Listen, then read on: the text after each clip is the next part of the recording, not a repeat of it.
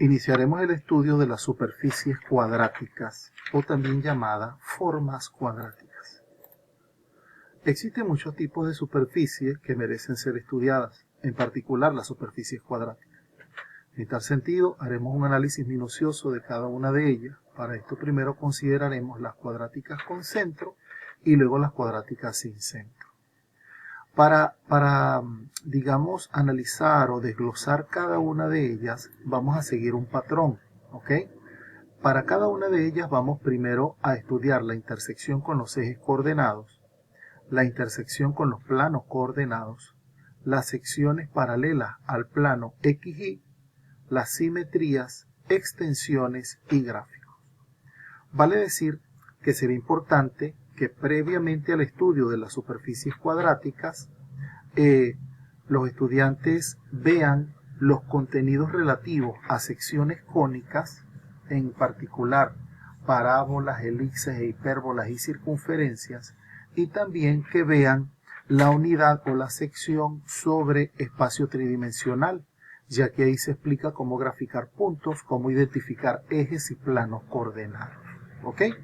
Bueno, iniciaremos nuestro estudio.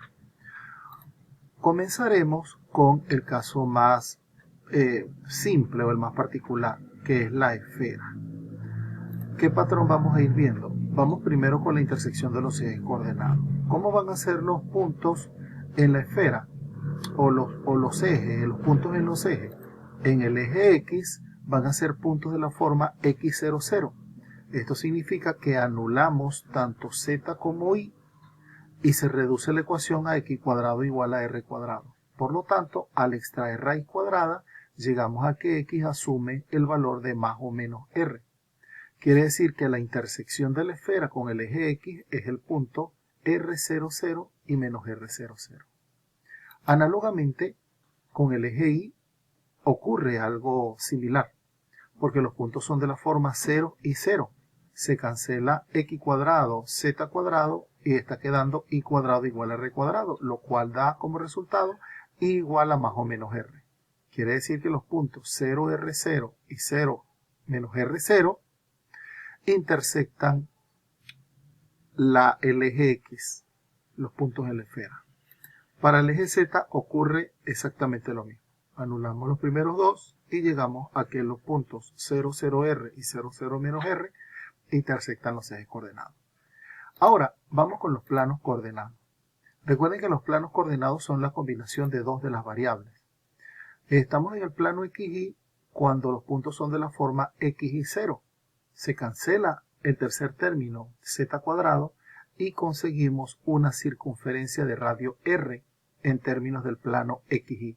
¿Ok? De la misma forma, si hacemos el plano XZ es porque estamos anulando el eje Y. Quiere decir que se anula el término y cuadrado y se reduce la intersección a la circunferencia con incidencia al plano XZ de radio R.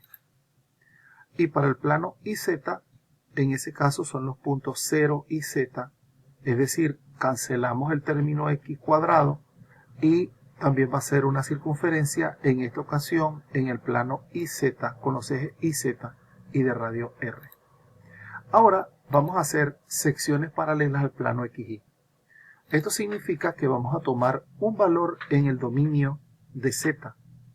¿Ok? Z, ella va a recorrer desde menos R a R y vamos a tomar un número cualquiera. Sin perder generalidad podemos suponer que D esté entre 0 y R. ¿Ok? En este caso, este valor de D lo vamos a sustituir en el valor de Z, en el lugar donde aparece la Z. Vamos despejando en términos de la variable XY o XY.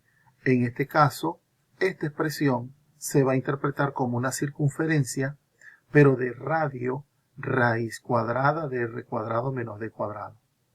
Entonces, esta circunferencia va a tener una simétrica. Si d lo tomamos entre 0 y r, va a haber una menos d, que va a representar también una circunferencia con el mismo radio. Quiere decir que cuando vayamos a graficar, ¿verdad?, represente una circunferencia de este tipo. ¿Ok? Ahora, estudiemos las simetrías. ¿Qué representan las simetrías? Bueno, podemos definir la simetría con respecto al eje X. Es cuando cambiamos las variables.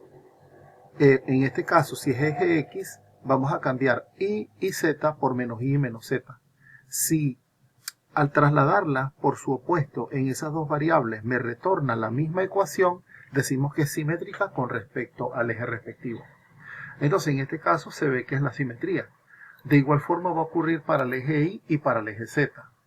Y para los planos, quiere decir que acá es simétrica con respecto a los ejes coordenados.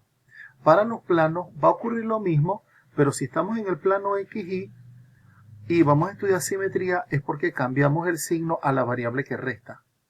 Si al cambiar el signo a la variable que resta me retorna la misma ecuación original, es porque hay simetría con respecto a ese plano. Fíjense que también eso va a ocurrir en los otros dos planos. Por lo tanto, es simétrica con respecto a los planos coordenados. Y cuando podemos cambiar las tres variables por sus opuestos y sin embargo me retorna la ecuación original, decimos que hay simetría con respecto al origen. Quiere decir que esta figura es simétrica con respecto a todo, con respecto a eje, planos y el origen. Ahora veamos las extensiones. Las extensiones significa si es una superficie acotada o es una superficie infinita. Fíjense que ella, como los cortes van a representar circunferencias de radio R, ella está cerrada dentro del cubo menos RR, cruz menos RR, cruz menos RR. O sea, cada una de estas amplitudes en los intervalos va a representar una de las caras del cubo, que sería ancho, largo por altura. ¿Ok? Entonces la podemos acotar dentro de un cubo o dentro de un paralelepípedo en general. Ahora bien, ¿cómo va a ser la gráfica? Fíjense que acá lo primero que hacemos es la intersección con los ejes. Luego vemos la intersección con los planos, serían estos tres aros. Y luego vemos las secciones paralelas que representan estas circunferencias que están en torno a D y a menos D. Entonces es necesario hacer todo este análisis para poder determinar una gráfica adecuada de la superficie. Lo que hicimos acá lo vamos a ir repitiendo con cada una de las superficies. Así que yo voy a ir acelerando un poquito el paso porque hay muchos, valga la redundancia, pasos que son repetitivos. Ahora, analicemos qué sería el elipsoide. Fíjate que el elipsoide es una expresión que es como la generalización de la elipse.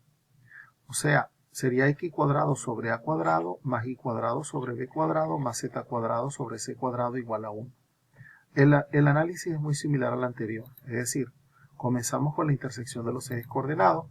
En este caso, los puntos de la forma x0, 0 son los que están en el eje x. Significa que se cancelan estos otros dos términos. En este caso, pasamos este x cuadrado multiplicando allá y extraemos raíz cuadrada. Vamos a tener que x es más o menos a. Entonces los puntos a0, 0 y menos a0, 0 intersectan al eje x. De la misma forma va a ocurrir con el eje y, pero se cancela el primer y tercer término. Llegamos a que y es más o menos b. Por lo tanto, los puntos 0, b0 y 0 menos b0 intersectan al eje y. Y finalmente con z ocurre lo mismo. Cancelamos los primeros dos términos y llegamos a esta expresión. C cuadrado pasa a multiplicar y z sería más o menos c. Entonces los puntos 0, 0, c y 0, 0 menos c intersectan al eje z. Ahora, con los planos coordenados es la combinación de dos. Fíjense que en este caso se cancela el tercer término, que es el z cuadrado, y la ecuación que resulta es una elipse. Entonces, ¿cómo graficamos la elipse? Tenemos que colocar las amplitudes del eje horizontal y las amplitudes del eje vertical, que vienen dadas por A y por B. En este caso, la gráfica sería una elipse centrada en el origen con aberturas A y B. Análogamente, si estudiamos el plano XZ, es porque anulamos la segunda variable, es decir, de la ecuación original eliminamos el término de Y. Entonces, esta representa una elipse también, pero ahora en el plano XZ con amplitud A y C respectivamente. Y el plano IZ, que digamos que es el plano frontal que siempre vamos a tener, es cuando X vale 0. Entonces eliminamos el primer término. Esto da lugar a una elipse, ¿verdad? Con aberturas B y C respectivamente. Por eso la figura se llama elipsoide, porque los cortes con los planos coordenados van a generar elipses. Ahora, vamos a estudiar las secciones planas al plano, las secciones paralelas al plano XY. Como en el caso anterior, vamos a hacer D en menos CC. Ese D podemos suponerlo positivo sin perder generalidad. Si es así, va a existir un menos D, que es el mismo número pero negativo, que me va a validar el corte que vamos a obtener a continuación. Entonces, de la ecuación original, como D lo estamos tomando entre menos C y C, recuerden que menos C y C es lo permisible, el recorrido permisible en el eje Z. Sustituimos por Z D. En este caso, esta expresión la pasamos restando y hacemos la resta de fracciones. Es decir, llegamos a esta expresión y cuando lo queremos ver como un elipsoide o un elipse, perdón, tenemos que hacer esto igual a 1. Quiere decir que esta expresión tiene que pasar a dividir acá. O sea, se vería de esta forma. ¿Lo ven? En este caso, tenemos que expresar esta cantidad como una base elevado al cuadrado. De igual manera esta. Sería la raíz cuadrada de esta expresión por A sobre C todo al cuadrado. La raíz cuadrada de esta expresión por B sobre C todo al cuadrado. Entonces, esto va a representar una elipse centrada en el origen y con aberturas raíz cuadrada de C cuadrado menos D cuadrado por A sobre C para el eje horizontal y raíz cuadrada de C cuadrado menos D cuadrado por B sobre C para el eje vertical. Se vería así. Ahora bien, las extensiones vendrían dadas por la siguiente región acotada. Menos AA, cruz, menos BB y cruz, menos CC. O sea, esto sería un paralelepípedo rectangular. Imagínate una caja normal y que tu elipsoide sea una sandía y tú la sandía la puedes meter dentro de una caja, ¿cierto? Entonces esta región representaría esa caja. Sería un paralelepípedo rectangular. Ahora, ¿cómo sería la gráfica? La gráfica sería de esta forma. ¿Lo ven? En este caso estamos colocando la intersección con el plano XY, que sería esta elipse que se ve aquí acostada. ¿Lo ven? La intersección con el plano XZ sería esta elipse que se ve acá. Y la intersección con el plano IZ, que sería esta elipse, la frontal, que se ve acá. Y fíjense que hay otras dos elipses, una para la altura D, miren la letra D aquí, y otra para menos D. Entonces ya van a representar dos elipses un poco más chicas, pero ellas le dan sentido a la expresión. Bien.